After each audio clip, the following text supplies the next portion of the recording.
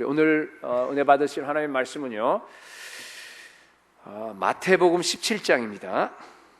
마태복음 17장 14절에서 20절까지 우리 한 절씩 교독하도록 하겠습니다. 14절 제가 읽도록 하겠습니다. 그들이 무리에게 이르매 한 사람이 예수께 와서 굴어 엎드려 이르되 주여 내 아들을 불쌍히 여기소서. 그가 간질로 심히 고생하여 자주 불에도 넘어지며 물에도 넘어지는지라. 내가 주의 제자들에게 데리고 왔으나 능히 고치지 못하도이다. 예수께서 대답하여 이르시되 믿음이 없고 패역한 세대여, 내가 얼마나 너희와 함께 있으며 얼마나 너희에게 참으리요. 그를 이리로 데려오라 하시니라. 이에 예수께서 꾸짖으시니 귀신이 나아가고 그 아이가 그때부터 나으니라. 이때 제자들이 조용히 예수께 나와 이르되 우리는 어찌하여 쫓아내지 못하였나이까? 같이 있습니다. 이르시되 너희 믿음이 작은 까닭이니라. 진실로 너희에게 이르노니 만일 너희에게 믿음이 겨자씨 한 알만큼만 있어도 이 산을 명하여 여기서 저기로 옮겨지라 하면 옮겨질 것이요 또 너희가 못할 것이 없으리라. 아멘.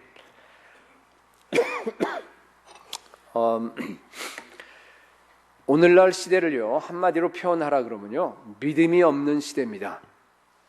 우리 본문에 예수님께서도 패역하고 믿음이 없는 세대라 그러셨어요. 책망했습니다. 그리고 또 누가복음 18장에도 보면은요 인자가 올 때, 마지막 때를 얘기하는 거예요. 인자가 올 때 세상에서 믿음을 보겠느냐. 예수님께서도 마지막 때에는 믿음이 없을 거라고 하는 것을 예언하셨습니다. 우리 방금 읽은 본문은요 여러분들이 잘 아는 내용입니다. 여기 나오는 아홉 제자들이에요. 지금 세 제자들은 지금 변화산에 올라가서 이제 없었기 때문에 아홉 제자들이 사실은요 병을 고치고 귀신을 내어쫓을 수 있는 권세를 이미 받았어요. 그렇죠? 그런데도 이 아이를 고치지 못했습니다. 쩔쩔맸어요. 아마 지금까지는 병을 잘 고쳤습니다. 잘 통했어요. 근데 이 아이는 안 되는 거예요. 아마 좀 센 귀신이 들어있었던 것 같아요. 그죠? 그래서 나가라 하는데 안 나가요. 여러 사람이 있는데 창피를 당했어요. 예수님이 와서 야단쳤어요. 그죠? 네, 예수님한테서 야 너희들 왜 이렇게 믿음이 없느냐? 내가 너희와 함께 얼마나 지금까지 있었는데 얼마나 더 있어야 되겠어? 그러면서 아이를 데리고 와라 그랬어요. 아이를 데리고 오니까 예수님께서 귀신을 향해서 꾸짖었어요. 꾸짖으니까 어떻게 됐어요? 아이가 귀신이 떠나가고 간질병 아이가 완전히 다 치유되는 그런 사건입니다. 예수님은 고쳤는데요 왜 아홉 제자들은 못 고쳤습니까? 오늘날로 얘기하게 되면 아홉 제자들은요 이미 구원받는 믿음이 있었어요. 그죠? 구원받았으니까 구원받는 믿음이 있었습니다. 그리고 은사도 받았습니다. 그리고 자녀된 권세도 이미 가지고 있었어요. 그런데도 안 되는 겁니다. 왜 안 됐어요? 예? 믿음에 어떤 본질적인 무언가가 지금 빠져 있는 거예요. 뭐가 빠져 있습니까? 그러니까 제가 그 얘기를 오늘 하려고 합니다. 여러분 믿음이라고 하는 것은요 이렇게 교회를 오래 다니고 신앙생활을 이렇게 길게 20년 30년 했다 그래서 믿음이 생기는 게 아닙니다. 그렇죠? 예. 이게 오늘 우리의 문제입니다. 우리가 믿음을 갖고 싶어 하는데요 참 어렵습니다. 그래서 오늘은요 이 믿음의 성장, 우리 더 큰 믿음으로 성장하기, 우리 제목이 그런데 믿음의 성장에 대해서 이 본문을 중심으로 해서 두 가지로 여러분들께 말씀을 드리려고 합니다. 첫 번째는 뭔가 하면요 믿음의 두 가지 차원에 대한 얘기를 할 거고, 그리고 두 번째는 좀 더 프랙티컬하게, 좀 더 실질적으로 여러분들께 어떻게 하면 우리가 큰 믿음으로 우리 각자가 다 성장할 수 있을 것인가에 대한 그런 좀 실질적인 얘기를 하려고 합니다. 자, 첫 번째, 믿음의 두 가지 차원입니다.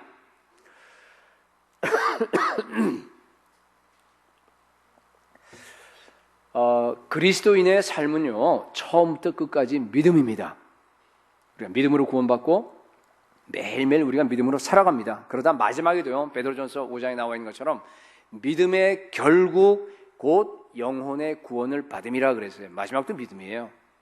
네. 이 믿음은요 내 믿음이 아니에요. 사실은 구원받을 때 하나님이 주신 믿음입니다. 하나님의 은혜로 이 믿음을 우리에게 주셨습니다. 우리는 전적으로 부패해 있기 때문에 내가 어떤 믿음이 여기서 생성될 수가 없다는 그런 뜻이에요. 그래서 모든 믿음이라고 하는 것은요, 다 하나님이 우리에게 은혜로 주신 겁니다. 그런데요, 성경을 보면은 좀 정반대되는 얘기도 나와요. 예를 들어서 오늘 본문에서도 야, 너 믿음, 네 믿음이 왜 이렇게 작냐 그런 거 아니에요, 그죠? 예수님 또 어떤 사람을 향해서 너 믿음 크다 그렇게도 얘기했습니다. 또 뭐 성경에 보면은 믿음이 부족하다, 믿음을 키워라. 그리고 믿음이 자라는 책임도 너한테 있다, 우리한테 있다라고 이렇게 말씀하는 게 있다니. 하나님의 믿음인데 왜 갑자기 내 믿음이에요? 상반되는 것처럼 이렇게 여러분들이 아마 보일 겁니다. 그러니까 소위 얘기해서 제가 늘 얘기하는 진리의 양면성이에요. 그죠? 중요한 진리들은 다 양면성을 가지고 있습니다.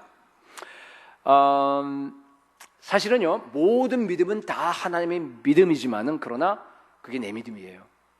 내가 믿음을 행사해야 될 책임이 있고 내가 믿음을 키워야 될 책임이 나에게 있습니다.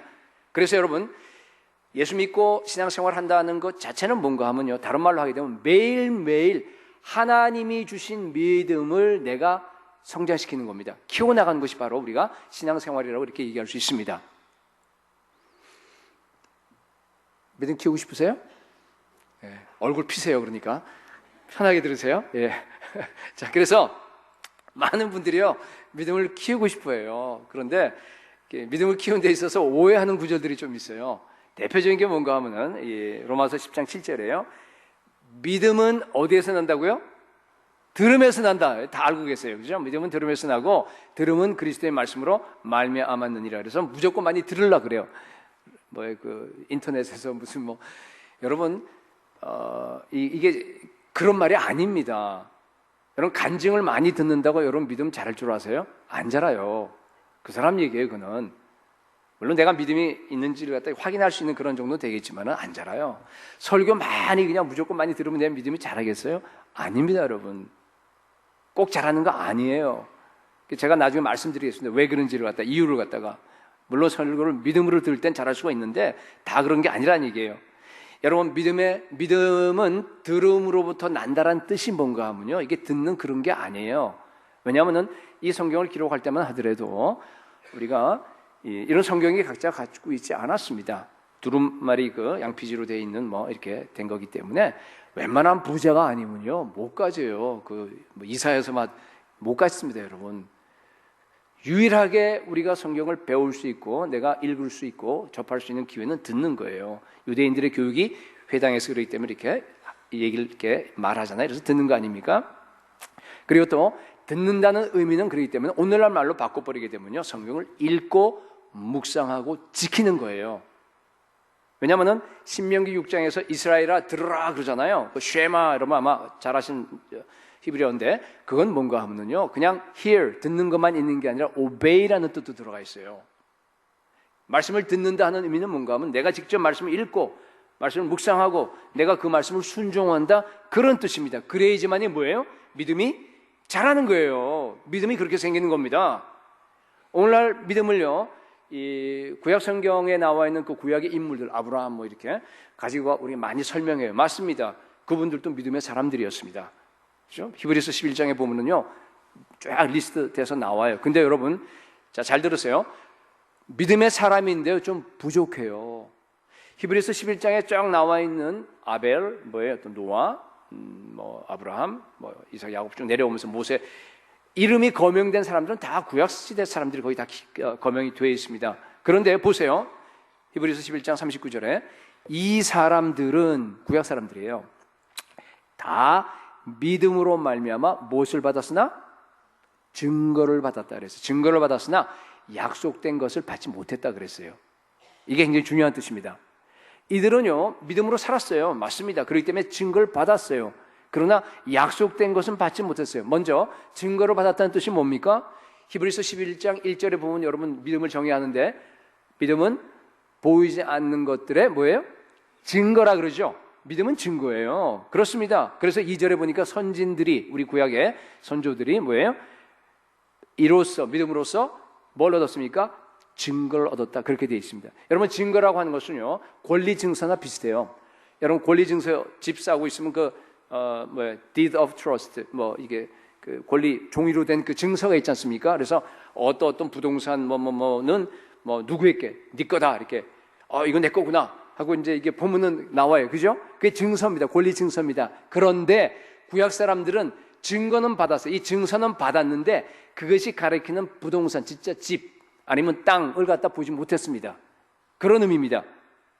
모세가 제사 제도를 가르쳤어요, 그죠? 그런데 모세가 가르치면서 양을 잡고 뭐 이렇게 다 이렇게 알려주고 하면서 보면은 언젠가 미래에 메시아가 나타나서 어린 양으로 저렇게 죽고 우리 죄를 대신해서 되겠구나 하는 것을 갖다가 증서로는 봐요. 그러나 실제 뭐예요? 약속한 좋은 것은 아직까지 못 봤습니다. 그런 얘기입니다. 39절에 그러니까 믿음으로 말미암아 증거는 받았으나 약속된 것을 받지 못했다. 약속된 것이 뭔가 하면 실체예요. 누구? 예수 그리스도. 그렇죠? 그래서 40절에 이는 하나님이 우리를 위하여 더 좋은 것을 예비하셨은즉, 더 좋은 것도 예수 그리스도를 얘기하는 거예요. 더 좋은 것을 예비하셨은즉 우리가 아니면 그들로 온전함을 이루지 못하게 함이라. 이 말이 중요합니다. 우리가 아니면 그들로 온전함을 이루지 못한대요. 그들이 누구예요? 구약시대 아브라함과 모세와 그 모든 사람들을 얘기하는 거예요. 그 사람들이 우리가 아니면은 온전함을 이루지 못한대요. 이상하지 않아요? 여러분들이 제가 만약에 그걸 썼다고 한다 그러면요, 우리가가 아니라 누구가 들어가야 돼 거기에? 예수 그리스도가. 그렇잖아요. 예수 그리스도가 아니면은 온전함을 이루지 못. 구약시대 사람, 먼저 말이에요. 구약시대 사람들은요, 아주 온전하지 못합니다. 그죠? 왜냐하면은 믿음의 사람들이었지만은요, 약속하신 예수 그리스도를 받지 못했기 때문에 그렇습니다. 그죠? 그래서 우리가 아니면은, 신약시대 우리 예수를 믿는 저와 여러분들이 아니면 그들이 온전함을 이루지 못한다는 얘기예요. 근데 우리라고 쓴 이유는 뭔가 하면은요, 굉장히 중요한 의미를 갖고 있습니다. 예수 그리스도께서 신약시대의 성도들인 우리를 위해서, 우리 죄를 사하기 위해서요, 십자가에서 죽으셨습니다. 우리를 통해서 하나님의 나라를 이루기 원하십니다. 예수 그리스도께서 우리 안에 계세요. 저와 여러분, 신약시대 성도들. 무슨 의미인지 아시겠어요? 그러니까 하나님으로 봐서는 예수 그리스도하고 우리를 갖다가 한 묶음으로 취급하는 거예요, 하나님이. 한 묶음 정도가 아니잖아요. 뭐예요? 한 몸이에요, 여러분. 우리가 예수의 몸이에요. 예수님이 우리 안에 계십니다. 그죠? 또 우리가 예수님 안에 있고, 그런 걸 얘기하는 겁니다. 우리가 예수 그리스도를 대표합니다. 여러분, 이게 바로 뭔가 하면요, 신약 교회의 영광스러운 위치입니다. 누가 신약 교회예요? 여기 앉은 우리들이에요. 제가 이렇게 이 얘기를 길게 한 이유가 있습니다. 자, 이제 이 얘기를 하려고 하는 겁니다. 굉장히 중요한 진리가 나옵니다. 여러분, 믿음에는요, 두 가지 차원이 있습니다. 하나님께서 옛 언약 성도들에게 요구하시는 믿음의 차원이 있어요. 그리고 하나님께서 오늘날 새 언약 시대에 사는 저와 여러분들에게 요구하시는 믿음의 차원이 다르다는 얘기입니다. 여기는 뭔가 하면 증거의 차원이, 아까 증거를 얻었다 그랬죠, 그죠? 증거를 얻어서 약속된 것은 받지 못했다 그랬어요, 그죠? 증거 차원입니다. 근데 우리의 차원은 뭔가 하면요, 실체의 차원이에요. 약속된 것, 좋은 것, 예수 그리스도 실체입니다. 여기는 증거만 있었지 실체가 없었어요. 그러나 우리는 예수 그리스도 실체가 이 땅에 오셨어요. 구약 성도들은요, 증거는 충분했어요. 더 이상 하나님께서 요구하지 못합니다. 그죠? 그러나 신약시대 우리들에게는 이미 예수 그리스도께서 십자가에 죽으시고 부활을 일으키셔서 다 약속을 이뤘기 때문에요, 더 큰 차원의 믿음을 요구하게 되는 겁니다. 증거 차원이 아니라 실체 차원의 믿음까지 요구하신다, 그런 뜻입니다. 이게요, 히브리서 11장 1절에 믿음을 정리하는 데 나와 있어요. 가보세요 한번. 믿음은 두 가지가 나와 있죠. 저게 두 차원이에요. 믿음은 뭐예요? 바라는 것들의 실상이라 그랬잖아요, 그죠? 그건 뭔가 하면 소망하는 것들의 substance라는 뜻이에요. substance, 실체라는 뜻이에요. 저게 바라는 것들의 실체라는 뜻이에요. 그 다음에 두 번째가 뭔가 하면 보이지 않는 것들의 증거예요. 이게 구약 시대의 믿음의 그 어떤 수준이었습니다. 그것까지밖에 못 나가요. 증거 수준까지 못 나가는 겁니다. 그죠? 우리는 증거 수준이 아니라 뭐예요? 실체 수준까지, 바라는 것들의 실상, 소망하는 것들의 실체의 수준까지 우리가 나가라, 그런 뜻이에요. 두 가지입니다. 두 가지예요. 자, 우선 첫 번째로 우리 증거 수준에 대한 얘기를 잠시 한번 보겠습니다. 하나님이요 아브라함에게 네 자손이 하늘에 저 별 얼마나 많냐, 그렇게 별처럼 아주 그냥 많아질 거다, 그렇게 얘기를 했어요. 그 얘기를 들었을 때가 80살이에요. 그리고 사라는 70살이고, 물론 오래 살았지만은요 이미 다 소망이 끊어진 그런 상황이에요. 그런데 아브라함은 어떻게 했습니까? 그 말씀을 믿었어요. 창세기 15장 6절에 보니까 아브라함이 여호와를 믿으니 여호와께서 이를 그의 의로 여기시고 그랬습니다. 믿음은요 정말로 어떤 상황에 상관없이 뭐예요? 하나님을 의지하는 거예요. 하나님만 쳐다보는 겁니다. 왜? 하나님이 말씀하셨으니까. 오늘날로 얘기하게 되면 여기 말씀에 있으니까 하나님의 말씀에 대한 확신을 얘기하는 거예요. 그게 증거 차원이에요. 그렇게 해서 내가 믿는 걸 얘기하는 겁니다. 믿는 거예요. 하나님만 쳐다보는 거예요. 하나님이 여기에 말씀에 썼으니까 내가 어떤 일이 있더라도 아멘 하고 하나님께 나아가서 내가 그걸 썼다 믿음으로 받아들이는 확신을 얘기해요. 하나님의 말씀에 대한 확신입니다. 여러분, 이게 기초예요. 여러분도 그런 확신을 가지시기 바랍니다. 아마 여기 계신 분들은 거의 다 하나님 말씀에 대한 확신을 가진 걸로 저는 생각하는데, 그게 믿음의 기본이에요. 그게 첫째 차원이에요. 그것은 뭔가 하면요 구약 성도들도 가졌던 차원입니다. 증거의 차원입니다. 오늘날 말로 한번 적용을 해봅시다. 뭔가 하면요 여러분들 죄 용서 받은 거 확신하세요? 믿죠, 그죠? 왜 믿어요? 여러분 예수님이 십자가에 달려 돌아가는 십자가 봤어요? 설령 봤다고 하더라도, 그죠? 역사적인 사실을 내가 눈으로 봤다고 하더라도 십자가에 달려있는 그 십자가가 내 죄 용서함하고 무슨 상관이에요? 거기에 달려있는 예수 그리스도가 내 죄를 대신해서 죽었다고 여러분들 어떻게 믿습니까? 어떻게 믿죠? 하나님이 말씀하시니까, 말씀에 써 있으니까, 그죠? 그렇기 때문에 믿는 거예요. 확신을 하고 내가 믿는 겁니다. 내가 모든 지은 과거에 더럽고 추악한 그런 모든 죄가 다 십자가에 달려있는 그 예수 그리스도께로 전가돼 버리고 트랜스퍼 돼 버리고, 그죠? 그리고 정말 나의 모든 죄의 그 빚이 사망이고 전부 다 멸망이고 저주고 한데 그 모든 것들을 하나님께서 다 pay off, 청산시켜 버렸어요. 그리고 나서 예수 그리스도 안에 있는 거 하나님의 의가 내 안으로 전가됐습니다. 들어왔습니다. 그래서 내가 의인이 된 겁니다. 그것을 갖다가 내가 보지 못했지만 뭐예요? 말씀이 그렇게 얘기하니까 내가 그대로 받아들여서 믿는 겁니다. 아멘하고 믿는 겁니다.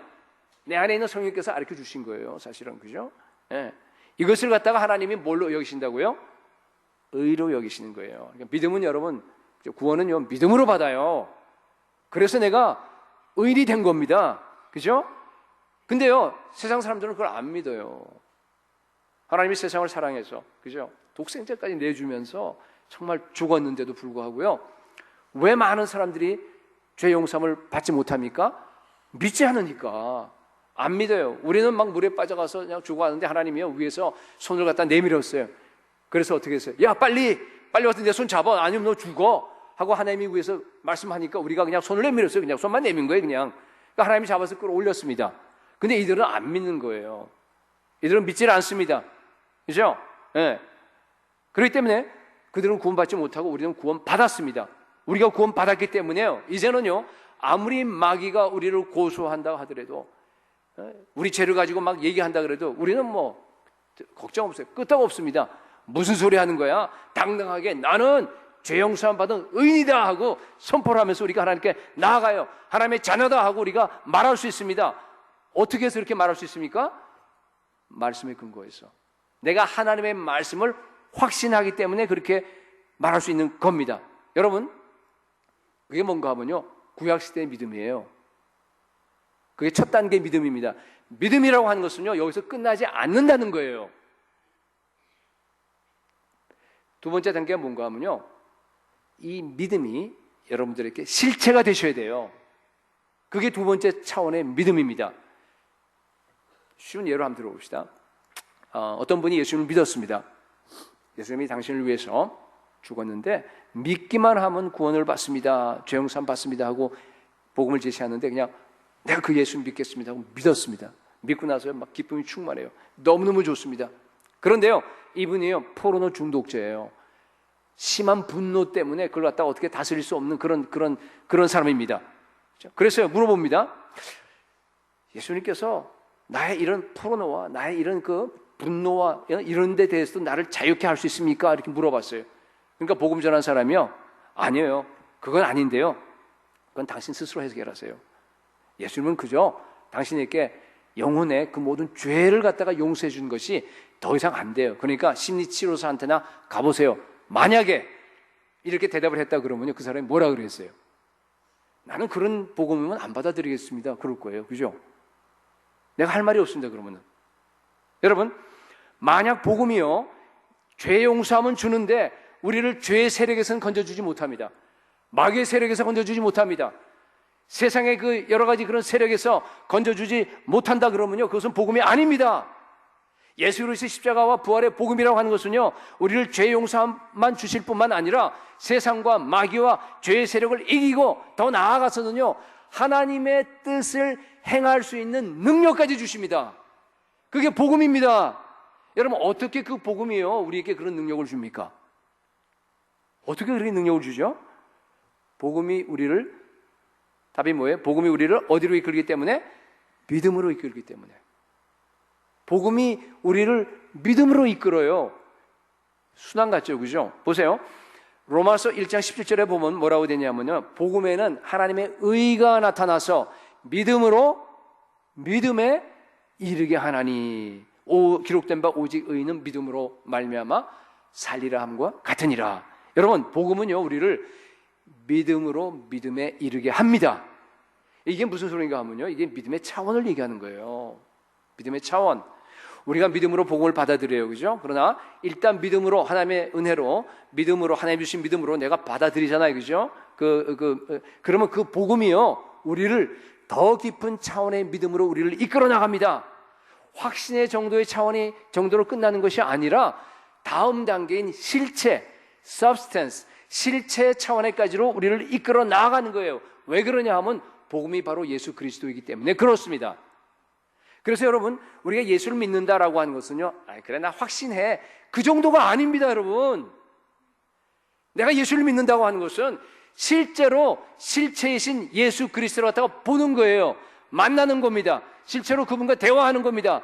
그분과 더불어서 그분의 그 아름다움을 내가 체험하는 겁니다. 예수 그리스도가 우리 삶에 들어와서 실체가 되는 겁니다. 그걸 믿음이라 그래요.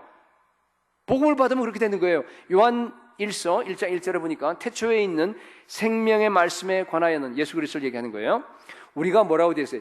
들은 바요, 눈으로 본 바요, 자세히 보고 우리 손으로 만진 바라 그랬죠. 3절에 보게 되면 뭐라 그러냐면 우리가 보고 들은 바를 너희에게 전한다 그래요. 그게 전도예요. 우리 이제 미얀마 선교 갔다 왔더라고 보니까 건강했다 이렇게 잘 돌아왔는데요, 그죠? 내가 경험한 예수, 그분이 오셔서 내 삶을 바꿔놓은 거, 그걸 간증한 겁니다. 가서 그걸 복음의 형태로 간증한 거예요. 그러니까 실체 차원에서 있지 않으면 우리가 어떻게 전도를 하겠습니까? 그런 얘기입니다. 이것은요 단순하게 이 요한일서 아까 방금 읽은 말씀은요, 예수님의 제자들이 예수님이 3년 반 동안 여기 와 있을 때 육체로 있는 것을 갖다가 우리 실제로 만지고 뭐 보고 그런 얘기가 아닙니다, 여러분. 물론 그것은 포함이 돼요, 당연히. 그러나 그게 아니라요, 더 나아가서 뭔가 하면요, 부활하신 예수 그리스도를 지금도 내가 보고 지금도 내가 만지고 지금도 내가 듣고 경험한다라는 뜻입니다. 실체 차원의 믿음을 말하는 겁니다. 여러분, 저는요 우리 교회가 부흥하기를 원해요. 여러분도 원하세요? 아멘. 예, 그렇습니다. 근데 부흥이 뭔가 하면요, 한 사람 한 사람 여러분들이 확신의 차원에 있던 사람들이요 바뀌어갖고요 업그레이드 되어갖고 어느 차원으로 올라가는 거예요? 실체 차원으로 올라가는 것을 부흥이라고 그래요. 요한일서 1장 1절 3절 그게 전부 다 부흥에 대한 얘기입니다. 여러분, 이것은요 옛 언약 성도들은요 상상도 못할 일이에요. 네. 보세요. 오늘 본문에서 예수님 말씀하신 걸로 다시 돌아가서 한번 보세요. 이게 지금 예수님께서요 대단한 믿음을 말씀하십니다. 그죠? 오늘 읽은 그 본문이 그렇잖아요. 이건 구약시대 성도들에게 이런 얘기 안 했습니다. 우리들이 하신 말씀입니다. 보세요. 20절에 진실로 너희에게 이르노니 만일 너희에게 믿음이 겨자씨 하나만큼만 있어도 이 산을 명하여 여기서 저기로 옮겨지라 하면 옮겨질 것이요 너희가 못할 것이 없으리라. 여러분, 이 믿음은요, 우리가 아까 얘기한 그 첫 번째 차원인 확신의 믿음을 뛰어넘는 겁니다. 확신은 좋은 거예요. 여러분, 확신 다 가지시기 바랍니다. 확신, 하나님 말씀에 대한 확신 가지셔야 돼요. 그렇죠, 그죠? 근데 그건 사실은 뭔가 하면 내가 확신하는 겁니다. 그렇잖아요.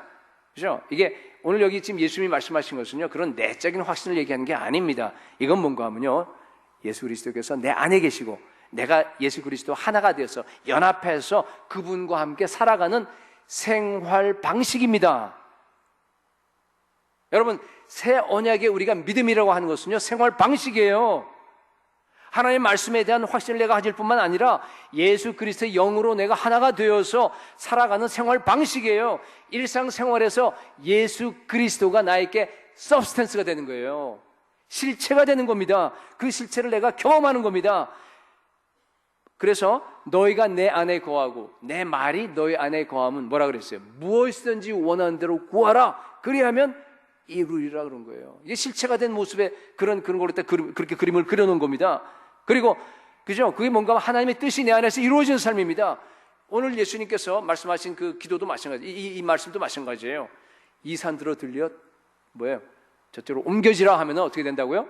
옮겨진대요. 사는 거대한 문제를 얘기하는 게 우리 앞에 놓여 있는, 그죠? 그대로 된다는 거예요. 물론 제가 다 된다는 얘기는 아니에요. 제가 이 설교를 하면서도 사실은 좀 부담이 있습니다. 제가 다 되지 않으니까. 그러나 여러분, 저는 이 말씀이 확실히 하나님의 말씀인 것을 믿고 반드시 믿으면 그대로 될 줄로 믿기 때문에, 언제나 되는 건 아니지만은 믿기 때문에 저도 그렇게 되기 위해서 목표를 가지고 지금 설교를 하는 겁니다. 예수님처럼 지금 오늘 우리 본문에 읽었던 그 말씀이 제 믿음의 목표입니다. 근데 여러분, 우리 교회 전체의 목표가 될 수 있기를 축복합니다. 이 믿음은요, 여러분, 우리가 영의 세계에서 살아야지만 이게 가능한 거예요. 실체 차원의 믿음. 이제 지금 두 번째 차원을 얘기하는 거예요. 새 언약 시대에 성령을 받은 우리들은요, 항상 영으로 살아야 돼요. 그래서 성령께서 우리가 안에 계신 겁니다. 눈에 보이는 것이 아니라 보이지 않는 영으로 사는 것을 갖다가 믿음이라고 합니다. 그래서 이 믿음이라고 하는 것은요, 물론 잘하는 거지만은요, 사실은 여러분 안에 있어요, 이미. 갈라디아 2장 20절에, 그죠? 우리가 처음 예수 믿을 때 고백하전, 내가 그리스도와 함께 십자가에 못 박혔나니 그런 적 이제는 내가 산 것이 아니요 내 안에 그리스도께서 사신 것이라. 이제 내가 육체 가운데 사는 것은 나를 사랑하사 나를 위해 자기 몸을 버리신 하나님의 아들을 믿는 뭐 안에서? 믿음 안에서 사는 것이라.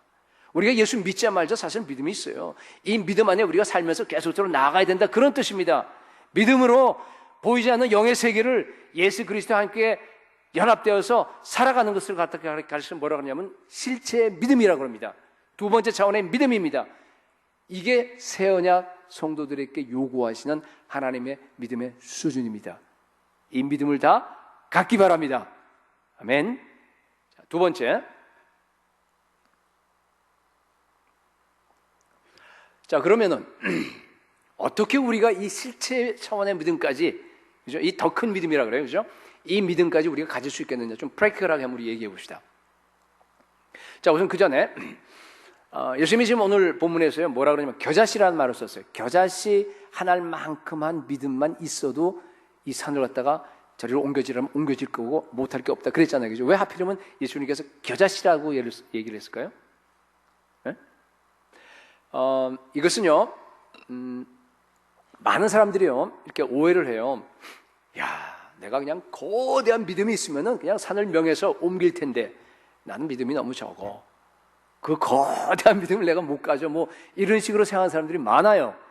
그게 아니라고, 그 생각이 잘못됐다고 하는 걸 갖다가 예수님이 깨트리기 위해서 지금 얘기하는 겁니다. 여러분, 우리는요 누구나 다 적어도 겨자씨만한 믿음은 다 가질 수 있습니다. 그 얘기에 지금 여러분들이 다 가질 수, 이미 믿음이 있어요 우리한테. 근데요 너무 작아서 안 보여요 지금, 그죠? 근데 적어도 겨자씨만한 믿음 정도는 가질 수 있다는 얘기예요. 겨자씨만한 믿음만 가지면 다 끝나요. 어떻게 해요?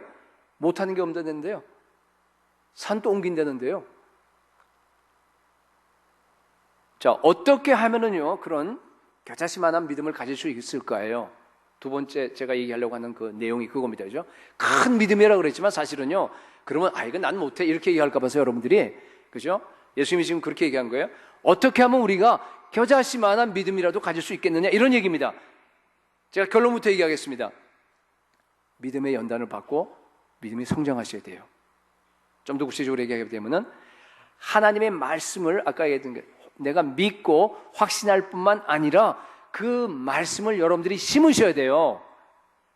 그리고 아무리 말씀과 반대되는 상황이 닥친다고 하더라도 절대로 여러분들이 낭망하지 않고 끝까지 인내하면서 심은 그 말씀의 뿌리를 내려야 합니다. 그래서 결실해야 합니다. 그걸 가리켜서 다른 말로 믿음의 훈련이라 그래요. 믿음의 훈련. 그 훈련을 통해서, 잘 들으세요, 그 말씀이 나에게 실체가 되어지는 겁니다. 좀 더 이게 결론이에요. 이것만 알면 여러분 오늘 설교 안 들으셔도 돼요. 지금 방금 얘기한 것만 무슨 의미인지 아시겠어요? 좀 더 여러분께 쉽게 알기 쉽게 남은 시간 여러분들에게 이 말씀을 갖다 설명을 드리도록 하겠습니다. 여러분 다시 말합니다. 우리는요 이미 눈에는 제자들처럼 이렇게 눈에는 안 보여요, 그죠? 믿음이 있긴 근데 이미 믿음을 받았어요. 하나님께서 은혜로요 그 믿음을 우리에게 다 주셨습니다. 우리가 여러분 거듭나셨죠? 중생이셨죠? 중생했다는 얘기는요 그 믿음을 가지고 우리가 중생한 겁니다. 이미 다 있습니다. 근데 그게 작아요. 안 보여요. 근데 여러분 이제는요 이 작은 믿음을 가지고 믿음의 훈련을 하셔야 됩니다. 믿음의 훈련을 통해서요 하나님이 주신 믿음이지만 이것을 갖다 내가 키울 책임이 있다고 그랬지 않습니까? 내가 믿음을 통해서 내가 믿음이 성장해서 이 믿음이 나의 생활화가 되어야 돼요. 그러면은 겨자씨만한 크기의 믿음으로 됩니다. 그러기 위해서 우리가 일상생활에서요 믿음의 훈련이 필요한다는 얘기예요. 말씀의 훈련이에요. 믿음의 훈련은 말씀의 훈련을 통해서 내 믿음이 연단되고요 점점 커져갑니다. 예를 한번 들어볼게요. 우리 예수님께서요 내가 세상 끝날까지 너희와 항상 함께 있으리라 마태복음 28장에서 약속하셨습니다. 여러분 믿으세요? 믿죠? 항상 예수님 우리와 항상 함께 계십니다. 그 약속대로 성령을 보내주셔서 성령이 우리 안에 계시고, 그죠? 우리와 함께 하시고 나를 떠나지 않고 버리지 않고 영원토록 있는 약속을 우리가 믿습니다. 자, 그런 말씀을 여러분들이 오게 되면요 그 말씀을 붙잡아야 돼요. 붙잡아야 됩니다. 그래서 여러분들 마음에 심어야 됩니다. 어떻게 심느냐? 만약에 여러분들이요 기도를 하는데요 기도가 막혀 있어, 냉랭해요, 감동이 아무것도 없어요, 그죠? 그럴 때 있죠, 그죠? 있죠. 그럴 때 여러분 어떻게 해요? 자 이제 두 번째, 지금 세 번째 얘기하나 모르겠는데, 야 오늘은 기도가 안 되는 날이구나 하고 그냥 물론 뭐 애는 쓰죠, 그죠? 막 기도하려고 애를 쓰고 그러는데 잘 안 되니까 잘 안 되는 것보다 막 딴 생각하면서 그냥 거기서 묵상하고 있다가 끝나요. 우리 금요일 날 기도 오면 우리가 최소한 30분 기도하지 않습니까? 그렇죠? 그냥 금요 기도가 끝나버렸어요. 만약 그렇게 됐다 그러면 여러분은 마귀에게 진 겁니다. 마귀 진 거예요. 여러분 물론 이제 감동을 달라고 하나님께 기도할 수 있어요. 근데 여러분 감동이 올 때까지 기다리지 마시기 바랍니다. 중요한 것은 여러분들 믿음으로 밀고 나가셔야 돼요. 그 순간에도 여러분 그때가 바로 믿음의 훈련을 하라고 하나님께서 우리에게 주신 기회입니다. 그럴 때 어떻게 하냐면요, 그렇지, 예수님은 지금도 내 안에 계신다. 비록 내 감정이 못 느낄지 모르지만 그러나 예수님이 나와 함께 영원히 함께 한다는 그 말은 지금도 영원한 진리다, 사실이다. 믿음으로요 주님께서 내 안에 계신 것 갖다 계속 선포하셔야 됩니다. 믿음으로 여러분이요 예수 그리스도의 십자가 부활을 갖다가 바라보면서 예수 그리스도께서 나를 위해서 해주신 그 엄청난 사역을 갖다가 여러분들이 찬양하셔야 돼요. 믿음으로 여러분들이요 그냥 계속적으로 싸우면서 나아가야 되는 겁니다. 여러분 기도는 싸움이에요. 그렇게 해서 믿음으로 내가 그냥 나가려고 애를 쓰고 막 하나님께 찬양하고 나아가고 하다 보면은요 어느 순간 기도가 뚫립니다. 그걸 훈련하셔야 됩니다. 그게요 한 번 하면 안 되고 두 번, 1년, 3년, 5년 쫙 훈련을 갖다가 계속 쌓아가다 보면은요 언제나 기도가 잘 됩니다. 마귀가 이 친구는 공격해봐야 이거는 안 통하네 하고 여러분들을 갖다 더 이상 기도에 대해서 잡생각 주고 공격하지 않을 때가, 마귀가 여러분을 포기할 때가 올 줄로 믿습니다. 그때 이제 겨우 기도가 뚫리는 거예요, 여러분. 그게 오래 걸릴 수 있습니다. 여러분, 그러나 그걸 갖다가 그냥 안 된다고 여러분들이요 그냥 가만히 앉아서 묵상하다가 그냥 금요기도에 끝나고 가시게 되면요 여러분들 수준은요 그걸로 끝납니다. 더 이상 믿음의 진전이 없습니다. 그렇게 되고 싶어요? 아니잖아요. 여러분, 여러분의 기도에서도 매일 기도의 돌파가 일어나기를 축복합니다. 기도뿐만 아니에요, 여러분. 찬양도 그래요. 여러분, 찬양은 믿음으로 하시는 거예요. 아까 우리 정말 얼마나 좋은 찬양이었어요. 찬양은요, 정말로 예수 그리스도께서 십자가에 근거해서, 그분이 십자가에서 나를 위해서 부활로 이루어 놓으신 그 놀라운 것들을 갖다가 기초해서 여러분들이 찬양하셔야 됩니다. 감정으로 하는 거 아니에요. 그죠? 찬양하는데 아무 감동이 없어. 밍숭밍숭해. 그죠? 뭐 이상, 그러면요, 그냥 막 기도하면서 막 믿음으로 그냥 물리치고, 사탄을 물리치고, 그러면서 그냥 여러분들이요, 그냥 어떻게 하면 그냥 십자가를 계속 바라보면서, 부활을 바라보면서 영으로 들어가서 영으로 찬양하도록 여러분들이 계속 믿음으로 훈련하셔야 돼요.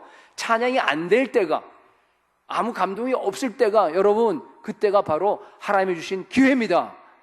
그때 믿음으로 치고 올라가야 됩니다. 그 훈련을 하셔야 됩니다. 그러다 보면요, 믿음으로 영으로 나가게 되면요, 차차차차 하다 보면 첫 번째 찬양은 안 됐는데 두 번째, 세 번째 가면은요, 찬양이 그것도 열립니다.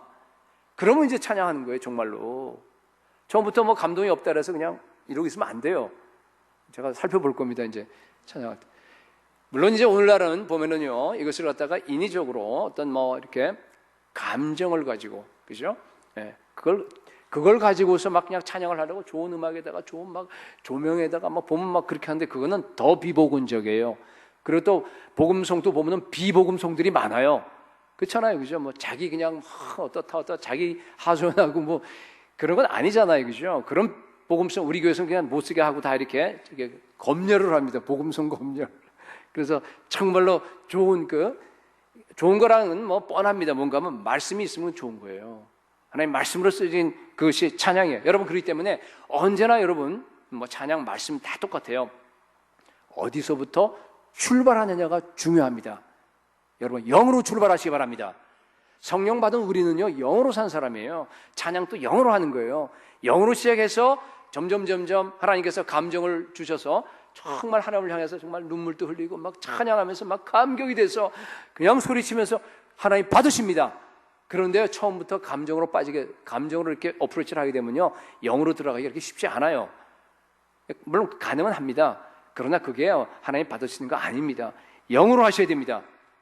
우리에게 주신 믿음의 분량이 있어요. 근데요, 이 믿음이 제자들처럼 보이지도 않아 작아요, 그죠? 그렇지만은 이것을 갖다 여러분들이요, 일상생활에서 훈련을 하게 되면요, 훈련하는 만큼 부어주십니다. 그러면 여러분들의 믿음의 용량이요, 막 자랍니다. 믿음의 훈련하는 출발점이 뭔 줄 아세요? 예배예요, 여러분. 기도, 찬양. 지금 방금 말씀드린 거예요. 기도할 때, 찬양할 때, 지금 말씀드릴 때도 마찬가지예요. 잡생각이 나고 막 하더라도요, 믿음으로 반응하셔야 돼요. 그럼 예배는 어떻게 보면요, 사실은 뭐 우리 나중에 가면 진짜 예배를 드리겠지만은 하늘나라에서 지금 예배는요, 물론 진짜 예배라 안 게 아니라 이 안에서 여러분 믿음이 키워지는 겁니다. 믿음을 훈련하는 겁니다. 여러분, 그렇게 되다 보면요, 그러니까 예배에서, 기도에서, 예배에서 여러분들이 자꾸만 믿음을 이렇게 자라게 해야 됩니다. 그러다 보면요, 이게 점차로 확대되면요, 우리 삶 전체가 다 영적인 예배입니다. 여러분, 믿음으로 사업하시기 바랍니다. 믿음으로 자녀 키우시기 바랍니다. 믿음으로 여러분들이요, 청소하셔야 돼요. 믿음으로 잠자야 됩니다. 모든 삶 전체가 다 믿음입니다. 그럴 때마다 여러분에게 주어진 말씀, 아까 함께 하시리라 이 말씀을 얘기했지만은요, 여러분의 각자 그 영역들이 있지 않습니까? 그 영역 안에서요, 하나님이 주신 말씀이요, 무궁무진해요. 이게 얼마나 많아요, 이 안에 말씀이. 그죠? 그 안에서 설거지할 때 주시는 말씀, 자녀 교육 때 주시는 말씀, 그 말씀을 가지고요, 여러분들이 심으셔야 돼요. 말씀을 가지고 계속적으로 나가야 됩니다. 예, 여러분, 근데요, 말씀의 훈련의 진수, 믿음의 훈련의 진수는 뭔가 하면요, 여러분들에게 어려움이 올 때입니다. 우리가 말씀을 심을고 나가려 그러면요, 항상 말씀으로 선포한 것과 정반대되는 현상이 나타나요. 항상 어려움이 옵니다. 항상 환난이 와요. 피팍이 일어납니다. 여러분, 그럴 때가요, 바로 뭔가 하면요, 기회입니다. 내가 이때 어떻게 하느냐에 따라서 내 믿음의 훈련이 이루어지느냐 아니면 그냥 스테이 하든지 밑으로 떨어지냐 하는 것이 그냥 결정이 되어버립니다. 예를 하나 들어볼게요. 여러분이 은혜를 받았어요. 여호와는 나의 목자시니 내게 부족함이 없으리로다. 설교를 듣든지 아니면 큐티를 하든지 하면서, 그렇습니다, 주님, 여호와 하나님 한 분만이 나의 목자가 되시고 나의 모든 필요를 다 채워주시고 나는 딴 거 필요 없습니다. 정말 예수 그리스도 한 분이면 나는 족합니다. 하나님이 나의 모든 목자가 되시기 때문에, 나 아버지가 되시기 때문에 부족함이 내게 없습니다 하고 막 그냥 울면서 고백하고 그냥 은혜가 충만했어요. 그죠? 말씀을 받은 겁니다. 그랬는데 내가 집에 가보니까 가는 순간 믿지 않는 남편이요, 옛날보다 더 사납게 굴어요. 더 아주 못 살게 합니다. 여러분, 자녀들이 더 그냥 막 힘들게 가요. 상황은 더 악화되어 버립니다. 그죠? 그럴 때 어떻게 하겠습니까? 내 선택이에요. 내 선택입니다. 에이, 그러면 그렇지. 내가 잠시 착각했나 봐. 나는 안 되나 봐. 그러면서 여러분이 은혜 받았던 그 모든 말씀을 갖다 그냥 던져버릴 수 있어요. 드랍시켜버릴 수 있습니다. 네. 현실은 현실이야 그러면서. 아니면은요, 아니야, 비록 현실이 눈에 보이는 건 이렇지만 여전히 하나님은 내 아버지야, 여전히 선한 목자가 되셔서 나에게 부족함이 없어, 그러면서 그냥 막 말씀을 가지고 계속 선포합니다. 그냥 내일 또 모레도 계속해서 싸우다가 넘어지게 되면은요, 마음을 추스려서 다시 말씀을 붙잡고 싸우면서 나아가는 것, 그것은요 말씀을 심는 겁니다. 여러분, 말씀을 심으셔야 돼요. 여러분, 어떤 선택을 하시겠어요? 여러분, 마태복음 13장에 보면은요, 4가지 밭의 비유가 나와요. 그죠? 그죠? 길가, 돌짝, 또 뭐 있어요? 가시, 밭, 또 옥토, 이렇게 나오는데요. 흔히 사람들이 저 친구는 돌짝밭이야. 저 친구는 가시밭이야. 재리의 염려와 뭐 염려가 많은 거 보니까 저 친구는 저는 아직까지, 그거 아니잖아요. 그건 내 얘기입니다, 여러분. 내 얘기. 여러분 안에요, 그 네 밭이 다 있어요. 그죠? 우리가 말씀을 들어요. 설교 들으면서, 큐티하면서 계속 말씀을 듣는데요. 말씀을 들은 다음에 여러분이요, 반응할 수 있는 4가지 선택안이 거기 있는 겁니다. 여러분이 선택하는 겁니다, 거기에. 그죠? 그가 채찍에 맞음으로 내가 나음을 입었다. 그 말씀을 갖다 몇 주 전에 한 것 같은데 들었어요, 여러분들이요. 그래서 여러분들이요, 아픈 부분에 손 얹고 기도했어요. 보니까 나았어요. 오, 괜찮아, 할렐루야 하고 막 감사합니다 했는데 그 다음날 자고 나니까 또 아파요. 똑같아. 달라진 게 없어. 그럼 어떡하겠어요, 여러분? 그때가 여러분들이요, 선택할 때입니다. 그죠? 그때가 선택할 거예요. 기도한 다음에 언제나 여러분, 그 상황과, 기도한 상황과 말씀을 받은 상황과요, 반대 상황이 나타나는 게 그게 정상이에요. 그때가 훨씬 많습니다. 그게 바로 하나님께서 여러분들에게 믿음의 훈련을 하라고 이렇게 하는 겁니다. 여러분, 그럴 때요, 보이는 현상을 선택하지 말고 보이지 않는 믿음을 선택하시기 바랍니다. 하나님은 신실하시다. 비록 내 상황은 이렇지만은 하나님의 말씀은 영원하시다. 예수 그리스도 십자가로 나는 이미 다 그가 채찍에 맞음으로 내 이 모든 병은 이미 나았다. 여러분들이 아파올 때마다, 더 힘들 때마다 여러분들이 그냥 선포하시는 거예요. 더 기도하는 겁니다. 아플 때마다 더 말씀 붙잡고 더 믿음으로 외치는 겁니다. 지쳐 쓰러질 때마다 더 치유하신 예수 그리스도를 붙들고 계속해서 말씀을 심고 일어나게 되면은요, 반드시 여러분의 믿음의 용량이 커집니다. 예, 물론 치유도 일어날 겁니다. 근데 사실은 치유가 일어나냐 안 일어나냐는요, 우리한테는 중요하죠. 그죠? 근데 하나님한테는 별로 안 중요해요. 제가 여러분이 말씀드렸잖아요. 그죠? 지금 당장 내가 암에서 치료받느냐 죽느냐가요, 우리한테는 생사가 달린 문제고 힘든 문제지만 하나님한테 별로 안 중요해요. 왜 그런 줄 아세요? 이미 영원한 치료가 여러분들에게 이루어졌기 때문에. 어차피 이 땅은 그냥 여러분 치유를 실제 받았다고 하더라도요, 그렇잖아요. 조금 지나면 어차피 죽을 때 사고로 죽지 않은 바에는 보면은요, 반드시 병 걸려 죽어요. 다 무너져 버려요. 그냥 여기 와서 뭐가 걸리든 간에 마지막은 결국 그거예요. 여기 있는 사람이 예외 없어요. 다 그래요. 자연적으로 늙어서 우리 이 장모님도 보니까 하더라도요, 마지막에 한 며칠간은 힘들더라고요. 이틀을 힘들었어요. 근데 뭐 큰 고통은 아니지만 그래도요, 보니까 뭐 결국은 다 이렇게 돼서 죽어요, 여러분. 더 중요한 게 뭐예요? 하나님의 입장에서 여러분들 어차피 그 뭐 짧게 인생 살다 그냥 가는 건데, 여러분 하나님 입장에서 중요한 게 뭐가 되겠어요? 여러분 믿음이 성장하는 겁니다. 그게 바로 뭔가 하면은요, 우리를 구원하신 목적입니다, 여러분. 그 아들의 형상을 본받는 거, 로마서 8장에 나와 있듯이 우리가 예수님처럼 바뀌는 거, 그게 어떻게 해서 그렇게 됩니까? 믿음이 성장함으로. 그렇습니다. 그러니까 여러분, 몇 번 기도해 보다가 병의 차도가 없어요. 나는 아닌가 보다 하고 여러분들이 그냥 말씀을 드랍시켜버리면 그건 돌짝밭이에요.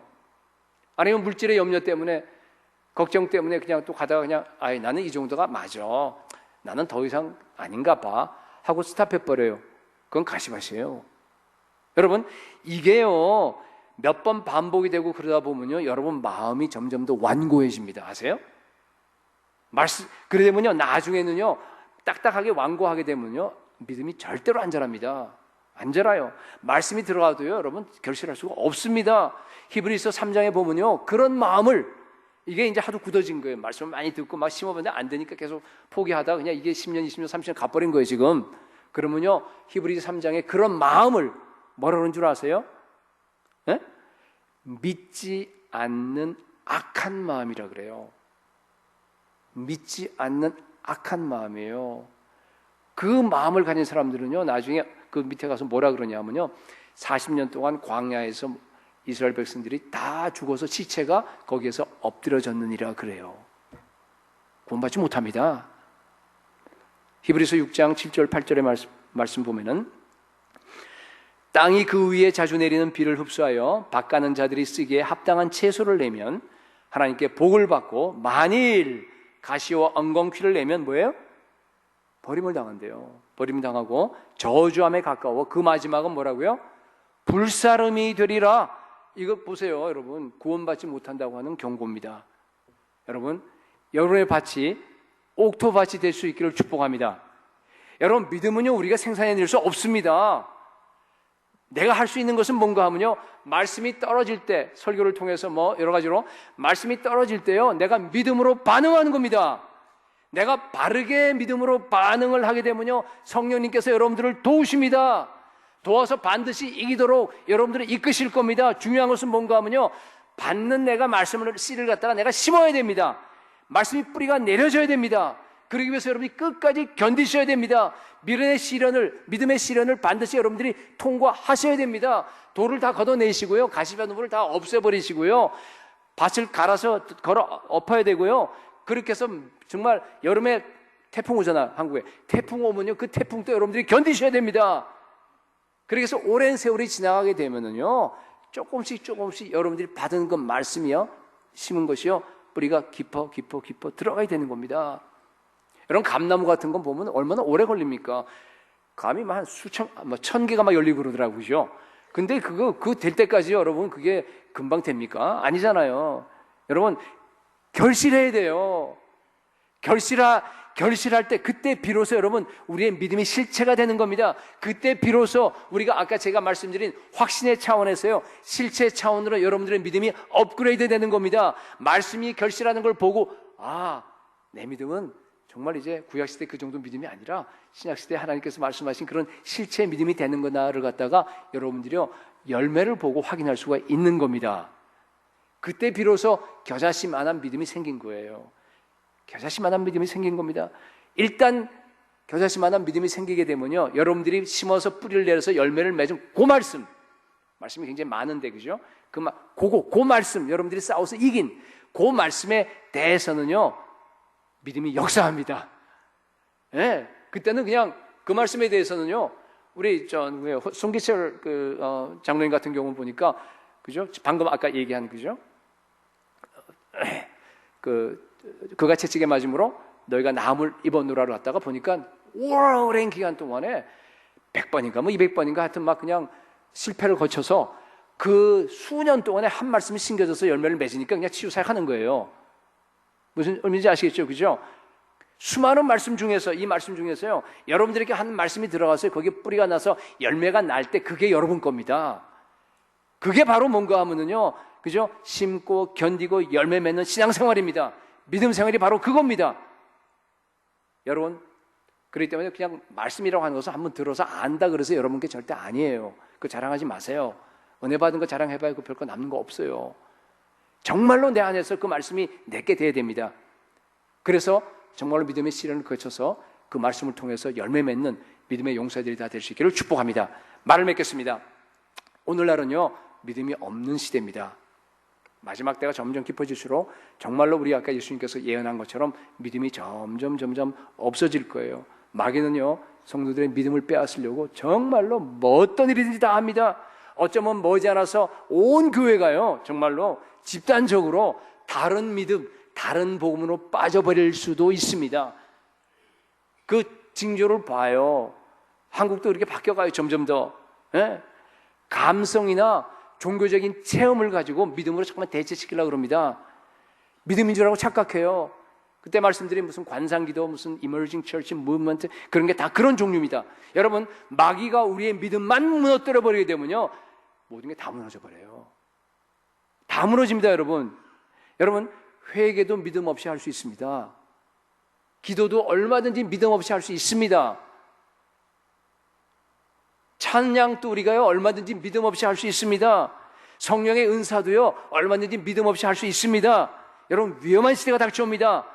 그러나 오직 의인은 믿음으로 말미암아 살리라. 여러분, 믿음으로 사셔야 됩니다. 오직 말씀만 붙잡고 말씀과 반대되는 그런 현상과 싸우셔야 됩니다. 내 마음의 생각과 싸우셔야 됩니다. 날마다 말씀을 심어야 돼요. 끝까지 견디고, 그리고 말씀의 뿌리를 내려서 생활의 믿음이 되어야 돼요. 실체의 믿음으로까지 성장할 수 있는 그런 정말 주님이 기뻐하는 교회가 될 수 있기를 예수 그리스도의 이름으로 축복합니다.